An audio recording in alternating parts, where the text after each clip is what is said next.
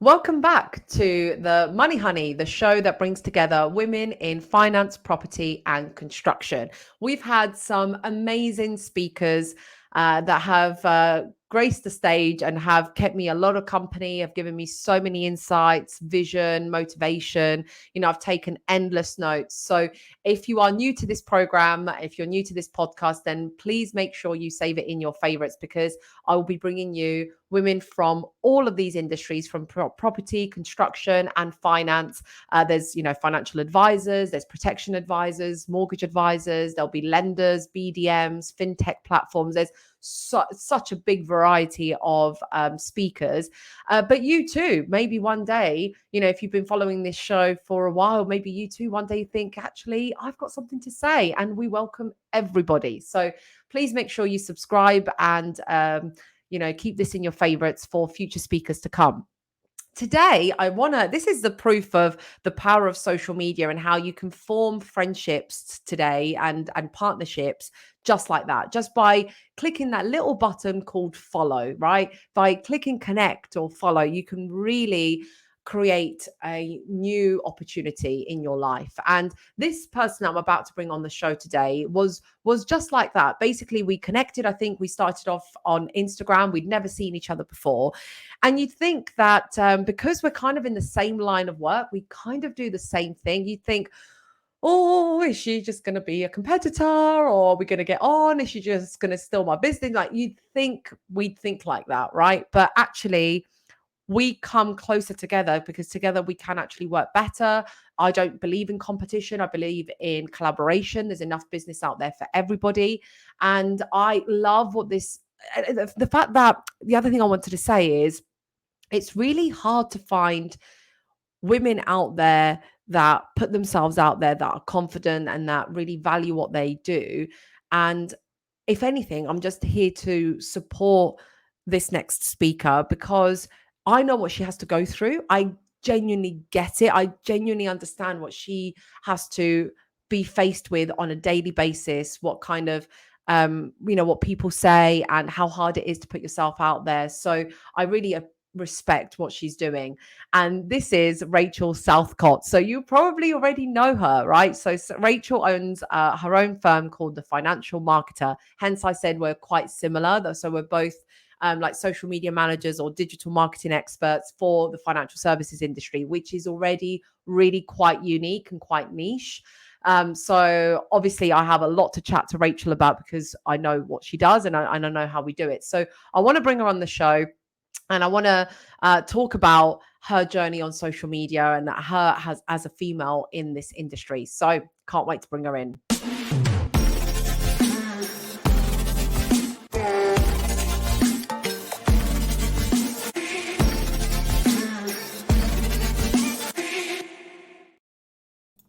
Hi, Rachel. Hello, how are you? I'm great. Thank you so much. And it's so nice to finally meet you. How are you doing? Yeah, I'm very well, thank you. Thank you so much for inviting me onto the podcast. Oh, my pleasure. Like I genuinely we've been trying to do this for a while, haven't we? Yeah. So long we've been trying to organize this and then I got COVID and then, then you were away, but it all began with that little follow, didn't it, on Instagram? And then I started seeing like what kind of books you were reading and I was like, "Oh my God, I'm reading that." So, yeah, this is the first time we've actually spoken. Yeah, likewise. Yeah, I think we have got a lot in common though. I think we very quickly realised, like you say, not only the books, but also other things like law of attraction and just our line of work. And I think there's a lot of similarities there. And I like what you were saying in the intro about the fact that, we can support each other because we understand what we're both going through. And so, yeah, I'm finally glad to be chatting with you. So Yeah, and I'm just so glad you're doing this because when I first started my business and I wanted to leave the BDM world and leave the lending world behind, but still be in the industry and decided to start this content marketing and social media business. The only other people that I could see around me that were doing it were all men. And you know them, right? They're great, right? They're great. Let's give them a shout out. We've got Gary, we've got Ash, we've got Dan, we've got Craig. We've got a lot of men, right? And I thought, oh, I'm going to be competing with these guys and then they're going to be the favorites. because like it's, you know, men, like, yeah, do business with men, yeah, the beard gang. And I thought, what chance have I got? And then Ash was, you know, I know you're a fan of Ash as well, and he was like, no, Roz, do it. You absolutely have to do it. Then you came along. I was like, oh, this is a thing. Like, this is good. So Yeah, no, I appreciate you just for that.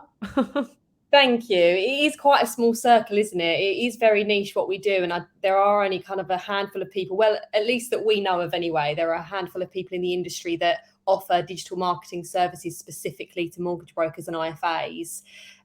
So we do kind of have an advantage in that sense because there's such a small group of us. But also it's interesting to kind of see between us, we all differ so much in the services that we offer. There is very little overlap. Very true. So, yeah, so I quite like that as well. And we're able to kind of lean on each other and get inspiration from each other as well. So it's kind of like our own little community in that sense. Yeah. And I don't think we're doing enough to work together at all. I think we still have to keep, I still feel like we're keeping like a good distance between us, just because we are kind of competitors. Obviously, if a broker's thinking, or shall I work with her or him or her and her, like they can't, they don't have the budget for everybody. But actually, had, you know, there is something that we could probably do there in the future, because I have a lot of clients who have also worked with Ash and Gary and still need me, and I'm like, gosh, wow, okay, let's fill in the gaps. So where would you, I mean, this often these chats aren't really like product pictures or anything, but I kind of do want you to do that. I do want you to share, like, what is your area of genius? Like, where do you fit into this landscape?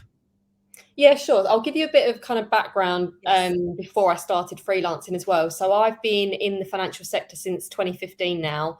So I started off, it just happened to be my first job out of uni, just happened to be for a pensions company. So that was my first like experience in the financial sector.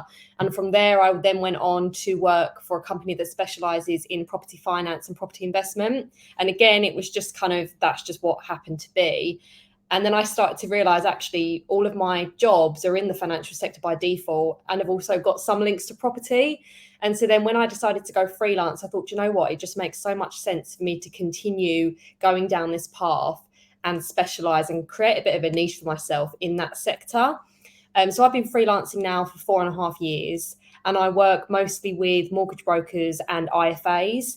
And most of my IFA clients actually happen to be St. James's Place advisors as well. So that's kind of like even more niche, which is good. So in terms of like service areas, I've got experience in pretty much everything that falls under the digital marketing umbrella, from social media, paid campaigns, so Google Ads, Microsoft, paid social, email marketing, content creation. So there's a lot of things that I can support clients with, but I try and break it down into like 4 key areas. Otherwise, it just kind of gets overwhelming. So those 4 key areas are social media, SEO, Google Ads, and content. That's kind of like my nutshell. Yeah. Nice. Yeah, that's the core stuff. That's amazing. You know, that's definitely the main 4 key areas, you know, in order to raise your brand awareness and generate leads, that you definitely need to have some activity in all of those 4 areas. And I too have worked with St. James's clients. I wouldn't say that's like that common. I'm more like appointed representatives and DAs, and then like the few St. James's clients come along. But how did you how did that come about, that you were just working with so many SJP clients? So I think one of my existing clients at the time, which was I'm actually still working with them. So I've been working with these guys for like 4 years now, and they are in the equity release sector. And one of their kind of like introducers or partners, if you like, had seen their social post and said, "Oh, who's managing your social media for you?" So that was kind of a referral, and that happened to be my first St. James's Place client, which was 4 years ago. And off the back of that, it just kind of spiraled from there, because I was able to create, you know, case studies and examples and show people. It just kind of was a bit of a like a domino effect, if you like. Nice. Yeah, that's exactly how it starts, isn't it? You start with one client and then it just, you know, takes off from there. So what's your how do I want to phrase this? What's the vision for what you represent in this space and what you want to do with your business? That's a really good question. It's something I've been trying to think about a lot recently, because I think I've got to this point now where I'm kind of like, I don't want to say plodding along, but I feel like I've done a lot of work to get to this point. And now I'm kind of like, right, what do I want to do next?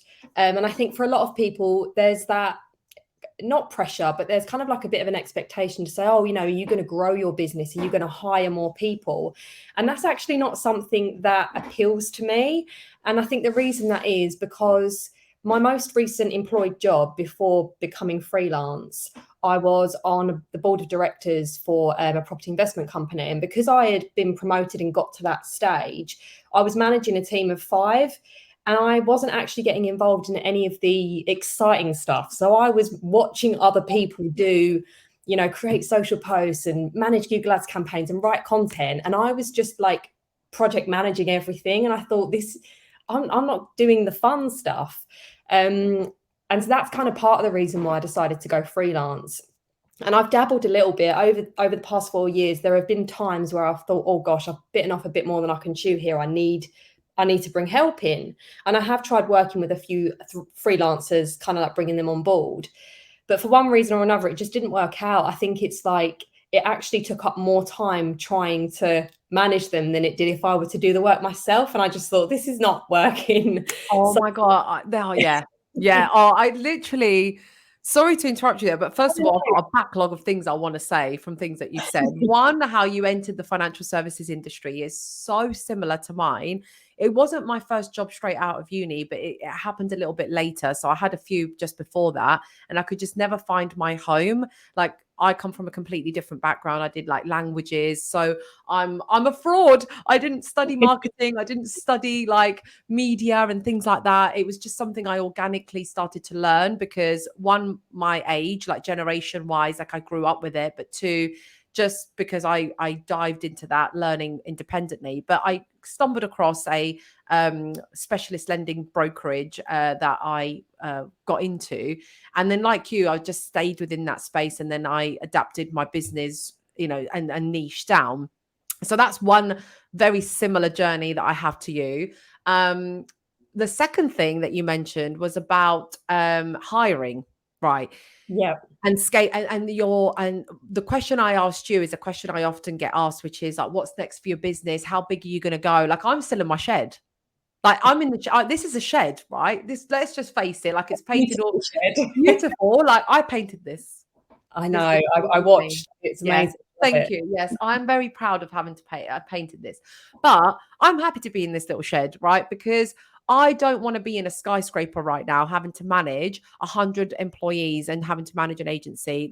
Just like you, like literally, when I feel like I'm looking in the mirror, like I don't find it entertaining or satisfying telling people what to do when I could just be like, right, I can do this myself, right? So I totally get that pain that you've had to go through. I have had to hire because I've chosen, and I chatted to this about this with Ash. You're kind of like Ash, but you try to be a little bit like agency model, but then actually you've gone back to being like an individual, which is what works for you, and that's all that matters. Like, whatever works for you. But I remember chatting to Ash about this, saying like, but I like being out there. I want to be on stage and I want to do my philanthropy work. Like, I want to volunteer in schools, and I can't do the video editing as well as like being out there. So I've had to go through that pain and still going through it. By the way, anyone who works for me that's listening to this, I love you. I love you. I'm not talking about you. If you're still working with me, you're great. You're absolutely fab. But some great people do leave, and some bad people have to leave as well. And you're like, this just isn't working. So I totally get that pain. I get it. But so what do you from a women in finance point of view, right? Do you relate to that though? If I say like you're a woman in finance, do you think you are? Are you recognized as one? I do, in the sense of I can relate to the challenges that people have faced. So, when you kind of put that label there or that banner, it does resonate. Yes. So because obviously we're both on like the sidelines. We're not advisors and we're not lenders, and actually we have to fight our way to get in there, don't we? We're like, hello, Word. don't forget me. How do you find that? How are you dealing with that? I think over the years, I've been one to go under the radar. I mean, obviously, you didn't even know that I existed until I jumped up on I Instagram. was so I'm so sorry. Like you got in touch and you were It's, like, oh babe, I've been doing this for like 4 years. I'm like, oh, yeah, sorry. but that goes to show that, you know, one, the power of social media, and two, don't hide. I think I was like, even though I offer social media as a service to my clients, I was never making use of it for myself. And I think part of that was this idea of like, oh, I'm just going to go under the radar. Like I'm here, but I'm not here. I'm just going to hide. And I thought, why am I doing that? You know, and I think Yeah. people like yourself, it's like, no, hold on a minute. Like I can relate to you so much. And I see a lot of myself in you. And it's like, no, she can do it. I can do it as well. And Yeah. it just doesn't make sense doing something for your clients, but then not practicing what you preach. That's So, interesting. So how did you manage to get success out of that? Because a lot of my clients, before they buy from me, they're kind of seeing, can I do the do? And so yeah, I feel like how did you even get business without proving to them that you could do it then? yeah. So a lot of my inquiries were coming through my website. So like all organic. So there was a lot of kind of key search terms that I was coming up for, and a lot of the people were looking for content and SEO. So they were like, "Oh, you know, you're on page one. That means if you can do it for yourself, then you can do it for me." Okay, so that was your proof. Yes. Yeah. So for an SEO and a content perspective, absolutely, yeah. And I Mm. think I just, when it came to social media, it was more a case of like putting my portfolio forward and showing what I've done for clients rather than what I've, you know, not done for myself up until that point. So yeah, I think for me, I think an element of that was kind of feeling like wanting to go under the radar and not wanting to put myself out there. Why do you But think that is? I feel like Stephen Bartlett. Why is that? I Why is that? I'm trying to learn from him. Why is that then? think it's actually quite hard to find your feet on social media. And I think all platforms are different. So I feel more comfortable on Instagram than I do on LinkedIn. And obviously there's a different type of content, a different tone of voice that you want to put forward. And I think I'm still trying to find my feet on LinkedIn and trying to find where I fit in. And I think a lot of people can kind of relate to that. You kind of feel like, I don't know whether imposter syndrome is the right word, but you just kind of like, you want to pop your head up, be like, oh, do I fit here? Is my community here? So yeah, I've always been one to hide in the shadows. But I recently, well, not recently, about a year ago, I kind of started this rebrand, and part of that was changing my website and my domain. And so at that point, I lost all of that hard SEO work that I'd done, and I fell off the organic rankings. And so I was then forced to find another way to generate inquiries because my website wasn't working for me anymore. And that's kind of how it came about that I was finally like, you know, I was like, right, I'm going to bite the bullet. I'm going to get myself out there on social media, because I'd kind of dabbled in it here and there and not really been consistent. But losing that website traffic pushed me and forced me to be like, right, you've really got to show up now. Yeah, the pain. Yeah. Yeah, the pain. Right. And this is how advisors feel when they come to us, Rachel. I'm sure they're Yeah. going through it. They're like, oh, I've got leads coming out my ear holes. I don't need any leads. Do you feel like that? Probably not. You probably don't feel like that. But the ones that do, I've noticed that there are several different types of customer avatars, which you can probably relate to or probably met them. You know, you've got the type A who have had their business for over 20 years and they've got a really good, solid bank of clients and they just get repeat business over and over again. And their pain point is usually, how do I pass this down to the next generation? If someone's inheriting this, you know, the relationship is stuck with me. There's no visible relationship online, which is, if you're not online, but your competitor is, as a client, I'm scrolling through Instagram. Yes, you did my mortgage 5 years ago, but I can't see you day to day. So that's pain Yeah. number one. And then you've got the new entrants, the ones that have just recently qualified and they're like, you know, they're 20 something or they're in their 30s, even 40s, and they've just had a career change and they're like, oh, I used to be an IT consultant. Now I'm a mortgage broker. And they're so new that they're like, where the hell do I begin? Like, I can't compete with the big boys and the big money honeys out there on social media because they're already big. They've got that longevity from, you know, having had their website for a long time. So anyway, I could go on this forever, but my question is now, what typical client do you help? Is it the really experienced businesses? Is it the new entrants? Is it like, where's your center of genius again? It's actually a bit of both in terms of the type of clients I attract and who I'm working with. You know, there are some advisors who are kind of just starting out on their journeys. And then there are others where they're taking over their dad's practice and their dad is going into retirement, and actually they want to change up the way that they're managing it. You know, they're inheriting this business, but they're in their, you know, late 20s, early 30s, and they want to do things in a very different way. So there have been some kind of cases I've come across recently where social media has been non-existent for the practice because it's been running for, you know, 20 plus years. Like exactly what you've just said, they've not had to rely on that, and they've been able to rely on their existing client bank. But now passing it over to their sons, it's like, right, okay, we need to do things a bit differently. So yeah, I kind of work with all sorts of people really, and I think they're, like you say, their challenges from one to the next do differ. But I think the kind of key theme that runs through all of them is a lack of time, and in some cases a lack of confidence as well. So and not being able to, Yes, yeah, that's the same thing. absolutely. Yeah, I think the biggest thing is, you know, obviously video being the most engaging form of content, right? You need technical skills to be able to record yourself and edit and do it properly, right? No more can we get away with. I don't think so anyway. I don't think it's right for a financial advisor of a certain standard and status to be doing videos in their car, right? Like, no, can we just stop doing that? Like, I don't know how you feel about that, but I just don't think that's acceptable. Like, you do want to come across approachable and personable, and you want to come across relaxed, but it looks like you've just been kicked out the house and like you've got nowhere else to go. And it just feels like the lazy way to just be like, oh, I've got a video out there, let's just do that. But you know, there does need a bit of skill. I feel like advisors are starting to wake up to that idea, like, yes, we should be on social media, but we need to be a bit more, there needs to be a bit more finesse. What do you think?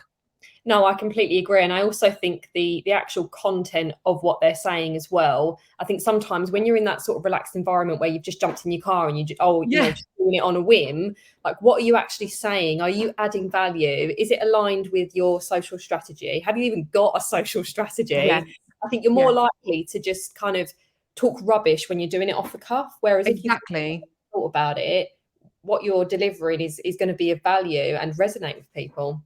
100%. I feel, you know, it's just like you wouldn't show up to a meeting with like not having brushed your teeth and your hair not being done, right? When an advisor would go out to a face-to-face meeting, they'd put on their best suit, you know, they'd get their best pen out, a nice notepad. They'd think about, even subconsciously, they think about, how am I going to show up? What am I going to say? How am I going to dress? How am I going to talk? Right. And now it just feels like, just because we had this mini pandemic in the middle of like face to face working and online working, we can all just like, I'm not talking about just dressing up. Like, I don't think you should put a suit on for a video either, but it's about having a strategy of how you show up, how you talk, how you dress, how you want the video like surroundings to look like. You know, do you really want it to look like you're in the car park of Asda, or do you want to look like you're out, you know, networking or show, you know, it's just that kind of like, let's just reflect on, this is like your online business card, right? This is what people see of you. How do you want to show up? So I know they're in good hands with you, because you've got the exact same thought pattern as me. It's like, let's have a strategy. Don't do things just for the sake of doing it. Actually be methodical and be conscious of what you're doing. And that's what a lot of coaches and people lack. I think that it's that kind of reflection time that you need before you actually do it. Yeah. So that's really, really good. Okay, so sidetracking just ever so slightly, what are you currently reading? Oh, do you know what? I've gone off topic a little bit. So I'm Oh, normally very predictable in the sense that all of my books are on that typical kind of like self-development business, and they all follow the same sort of pattern. But I've actually started reading Women Who Run with the Wolves. oh, right. I don't know Okay. if you're familiar with that one. I've heard of that, but I don't know why, where, what is it? What's it I about? think it would be right up your street. I really do. So Okay, right. Amazon right now. Tell me, what is it? I'll buy anything. It's called Women Who Run with the Wolves. Okay. And it's the reason why it's different to what I normally read is because I'm normally very non-fiction, but this has got a lot of element of fiction to it. And it's almost like she's kind of like talking through stories, but then she's analyzing them. Oh my God, that's amazing.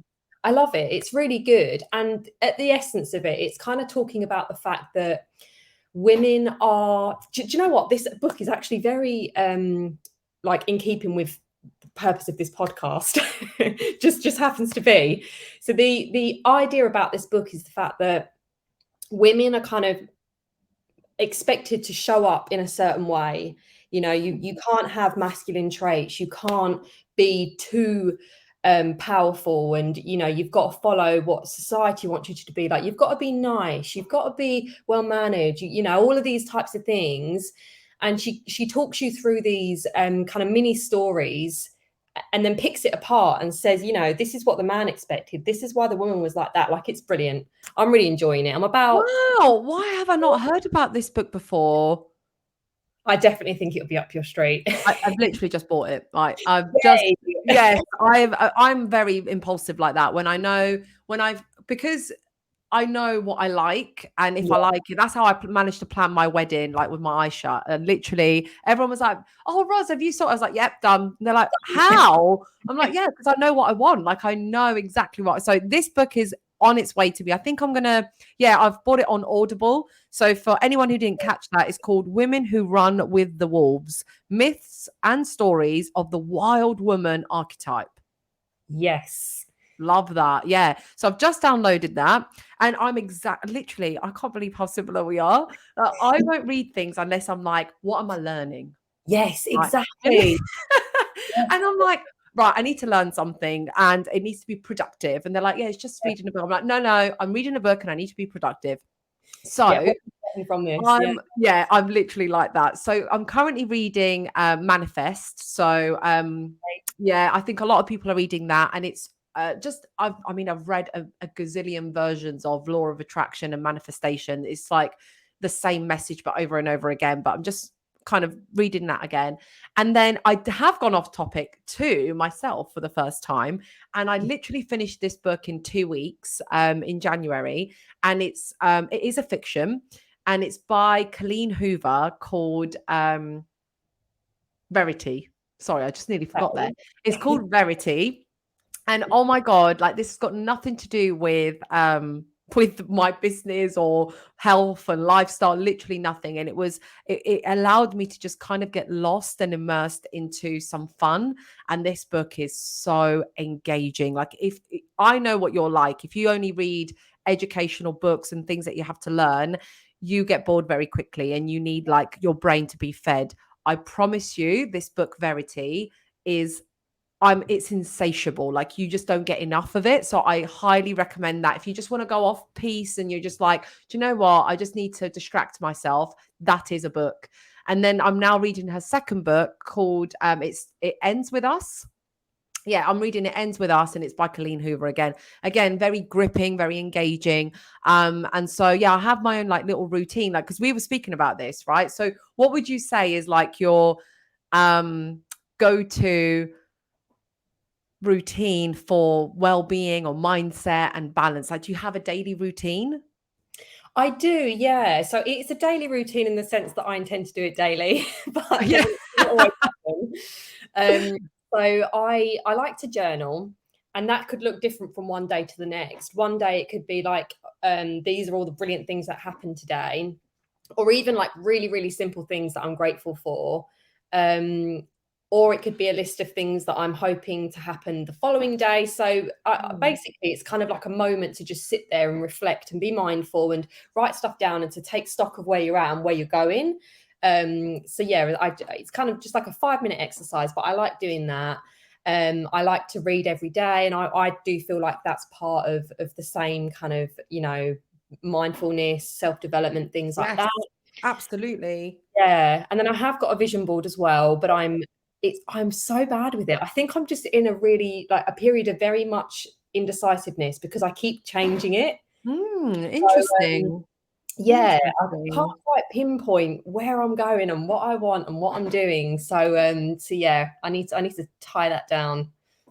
So yeah, this means something is going to happen to shake up your life at the moment. I think, So, yeah, no, because I think you were saying, and be careful what you wish for, because yeah, sometimes it can come in a sense that you never expected, and it might appear negative at first, but then actually there is a blessing in there somewhere. That's what I believe. But we did say, and before I tune out, not tune out from like the conversation, but I mean like the podcast. Right? I'm not like just gonna stop. I'm gonna stop listening to you. Um, we did say, babe, like we have to organize this. I can't remember where you're based. Where do you live? I'm in Dartford in Kent. Yeah, okay. So we have to. If you want to do this with me, we said ages ago we were going to get together and we're going to bring our vision boards, right? And we just do like a manifestation day. We can, cut things out of a magazine, print stuff off. And I think it would be nice to do it in an environment that is quite inspiring and that is quite like away from our own homes. And yeah, we can just do it together and have Yeah. a really nice day. And potentially we could invite as well. I know lots of female Do you know who would entrepreneurs love that? I'm, who I'm, I'm not saying that she's going to have the go time, on. considering she's got another bubby on the way, but Sarah Tucker would absolutely Yeah, love this. yeah, she Yeah, would. I know. I mean, she's been meaning to get on. I've been meaning to get her on the show, and we've tried to plan it, but between maternity and this and that, like we can't seem to find a date. But like Sonia, her other mortgage mum. I've got so many. Obviously, anyone who's been on this show would probably love something like this, and we can have like a little bit of a social after. So, I think it's a brilliant idea. Yeah. let's plan this offline, right? Anyone listening to the show, if you want to get in on, maybe this is something that we collaborate with. Right? Oh my god, I've just had a business idea. I Go for it. literally, I literally just thought of something. I can't. I'm going to tell you offline. Let's do I'll tell it. you offline. Yeah, I'll tell you offline, and then if it happens, then we'll promote it out on here and we'll share it with people. But I feel like this is missing, and we need it. So, any closing comments that you want to share with the listeners, or something that you want to, like a favorite quote, book, thought, anything that you want to close with?